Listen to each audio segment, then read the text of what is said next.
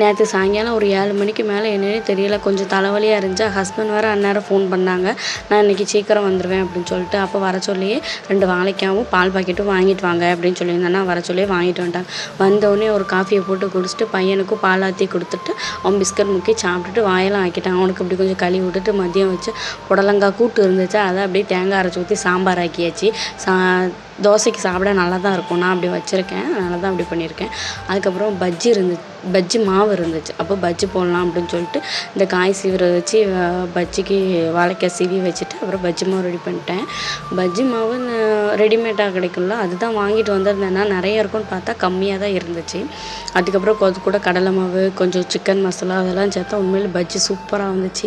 அதுக்கப்புறம் சைடில் தேங்காய் சட்னியும் அரைச்சி வச்சுட்டு ஹஸ்பண்டுக்கு வச்சு கொடுத்துட்டேன். தேங்காய் சட்னியில் உரப்பை கொஞ்சம் அதிகமாக போட்டுட்டேன் போல்.